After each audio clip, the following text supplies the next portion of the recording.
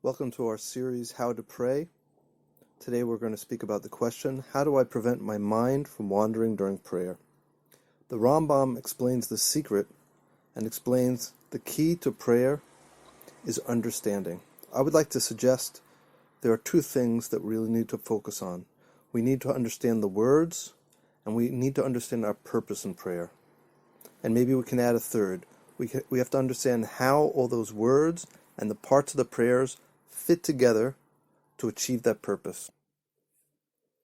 Well, let's step back a moment and ask ourselves, what is the very purpose of Judaism? Judaism is seeking the perfection of the world, the perfection of humanity. Isn't that why we're praying? We're praying to build a temple. We're praying for Mashiach. We're praying for this light of the perfection of existence to come into fruition, into actuality. However, part of the problem why we may have a difficulty in prayer is there seems a giant gap between that goal and the reality that we live in. We live in the reality of our daily lives, the stresses we face, the challenges. So how can I breach that enormous gap between my personal life with all its difficulties and the imperfect world that we all experience and this vision that's being presented in prayer and in the Torah? Perhaps the main point I want to make in this series is that vision that the Torah is expressing, the vision of Geula, of a perfected world, is not something that we need to wait for.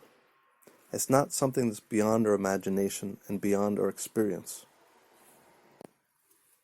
The power of our tefillah and the genius and wisdom of our sages is that they were able to create a system and a ritual that allows us to gain access to the eternal reality of that Geula vision.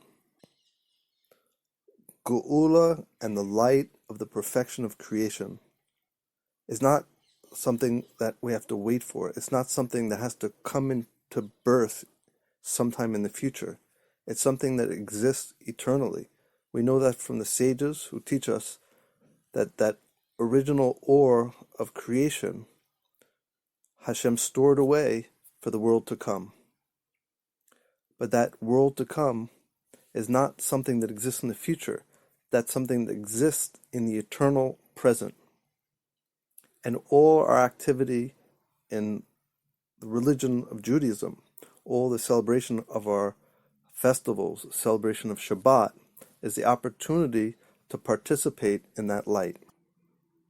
But it is not only those times of holiday or Shabbat.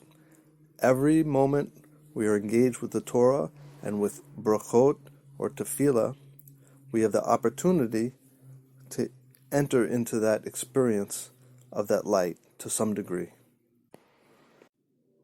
The problem, however, is that a lot of this knowledge that allows us to enter into tefillah in the proper state of mind, with clarity, in a way that our soul and our hearts and our minds open up to the meaning and the light and the connections that the tefillah is making for us. A lot of that knowledge has been obscured. The reason is because our tradition is 3,000 years old, and every generation seeks to reinterpret the meaning of those words and of the prayers in a way that's appropriate to the time. So as time goes on, the connections and the precision of the original intention of the prayers gets slightly adjusted. Consequently, we have a lot of different approaches to tefillah. We have Kabbalistic approaches to tefillah, we have Hasidic approaches to tefillah, Sephardic, Temeni, all different approaches to tefillah. Now, our approach is not to say one is right or one is wrong. Our approach is to say there is a foundation that we can all share in, that unites us as one people, that unites us with the Torah, that unites us with the Torah's goal, and with the intention of the Chachamim that created our system of tefillah. We can establish some clarity regarding those simple meaning of the fundamental ideas in our tefillah that everyone can share and form a basis for whatever creativity or spirituality someone would like to then enhance their prayers with from their own tradition.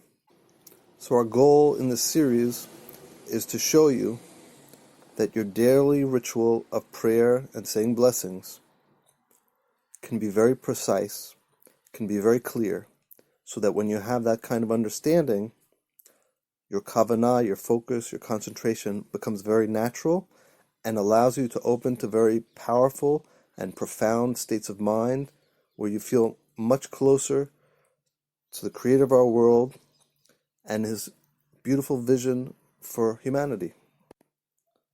So please subscribe and check in with us, and we look forward to leading you and sharing with you this spiritual journey.